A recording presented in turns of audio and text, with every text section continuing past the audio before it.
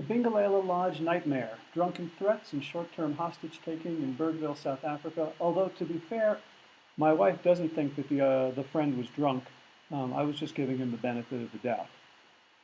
Anyway, here's the overview. Our experience at Bingelela's Lodge was so bad it puts every other restaurant experience that I've ever had, every other bad one, to shame. It ends with drunken threats of violence and a short-term, well, not really kidnapping, but hostage-taking by the owner. He wouldn't let us leave. They blocked us with their truck. But here's how our Valentine's evening began. Our party of 9 ordered around $250 worth of food and drink, including one pasta dish, which my daughter requested specially as she is a vegetarian. The meal arrives. She found the dish poorly made. The pesto was gray and bitter, a bit off. So she requested that it be returned and ordered a pizza instead. When the bill came, the pasta dish was still included.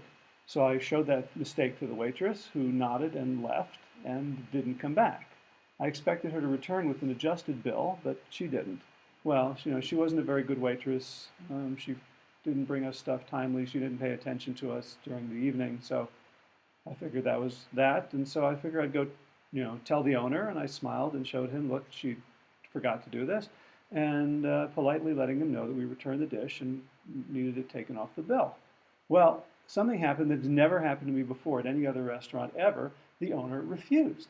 He said since the dish wasn't on the menu, we didn't have a right to return it. As I said, I was dumbfounded. I've eaten at restaurants all over the world, good ones and frankly lousy ones, but the overwhelming, overarching attitude, the global attitude, is if a diner does not like a dish for whatever reason, it's not like the food costs that much. They throw out plenty of stuff that doesn't get used anyway. You make them happy. We've had situations where we ordered a dish, didn't really like it. They apologized and gave us the next entree for free. That's a little bit overboard in my opinion, but it shows, we'd certainly go back to that place. So I told them I've never encountered that attitude, and I was not going to pay for a poorly made dish that we returned almost entirely uneaten and ordered another dish. So we left cash at the table, and I subtracted the cost of the dish, which was 62 Rand, or just around $8, as well as the 14% VAT and mandatory 10% service charge on that 62 Rand. So it came to a total of about 78 Rand. And as I said, they wisely include the 10% service charge because probably their tips would be a lot lower because the service was so bad. Anyway, the owner, Jos Joubert, followed us into the parking lot and was very belligerent and demanded payment. And I said I wasn't going to pay for a lousy dish that we returned. He got even angrier and more threatening, and I asked what is he going to do? Do you want to sue me? At that, I don't know what he heard, but he thought I was threatening him. He said, "Are you threatening me?" Which is a very strange response to me asking him, "Are you going to sue me?"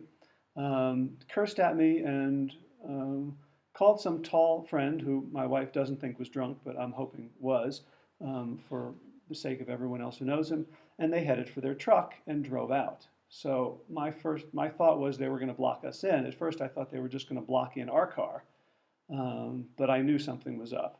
Anyway, so when we tried to leave the premises, we saw the truck was parking the entrance, the exit in this case, blocking us in.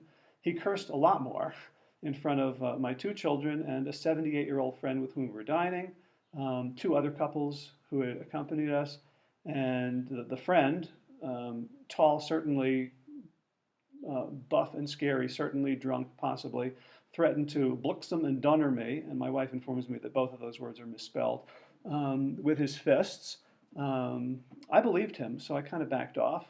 I did get out of the car and take some photographs, which I'm very glad about, but I also wish I'd taken some video, in which they threatened to take and destroy my camera because I don't have a right to take photographs. Then we're waiting for the police, and wouldn't let us leave. And by now there are at least 5 other vehicles lined up behind us. Some of them are fairly angry as well. Some of the more drunk ones, and my wife agrees that these guys were drunk, were mad at us and said we should just pay. At that point, while we were waiting, I did offer, like, okay, you win, you got us, I've got kids here, so take 100 Rand and let us go. And at that point, the owner refused to take the money. He was enjoying his power trip too much at that point. So the police said I had to pay, so I then again offered him the money, but after many discussions, the police insisted that I had to go back to the till and pay officially, walk back about half a K in the dark. So at this point, as I said, I truly was powerless, not having the internet behind me, just a family that I needed to take care of, and some frankly very threatening people, and the police were apparently more sympathetic to them than me. So when I said I wanted to press charges for being held against my will and threatened, they were sympathetic, but they said I should talk to a lawyer. Just silly. Anyway, so as I said, had I been alone, I'd still be there. And he could have the entire population of that restaurant waiting to go home. I wasn't going to pay, but given the weakness of my situation and the vulnerability of the people I was with, I capitulated. So I paid the ransom, and we left. As I said, we had a couple of couples with us, very sweet, gentle people, would never fight, and they were just trying to explain the situation, to make peace, to work something out. They were also verbally abused and threatened. The possibly drunk guy now had retrieved some sort of weapon. It was like a big red thing. I don't know if it was something you, I don't know what it was. It was some heavy red solid plastic thing that he was brandishing, some sort of stick that he was brandishing over a woman in our party. Apparently fists were no longer sufficient. So as I said, I finally went back after, I thought it was more like 45, my wife says about 30, we weren't keeping track. You can imagine an incident like that gets kind of surreal in terms of time, but after some amount between 30 and 60 minutes, I went back and paid. Here's one of the photos that I snapped. So you can see here's the truck, there's the sign of the restaurant. You can sort of make out the owner, Jos. If you go to their website at bingelela.co.za, you can see his picture much more clearly. I don't know who the friend is, possibly drunk. The guy on the right that I cut out for his privacy is one of the friends of ours who is, his body language is quite relaxed, trying to reason with them. Just to show you that we could not, in fact, get out, you can see there's no room for a car to get through on either side. So the moral of the story, be sure to visit Bingelela if you want to be abused, threatened, delayed, and possibly sickened. We all, well, my daughter and I had stomach aches afterwards. My dish was pretty good, my trout and avocado salad, so I'm guessing that the stomach ache was due to the stressful situation we were put in and not necessarily the food, but I don't know that for an absolute fact. So thanks for watching.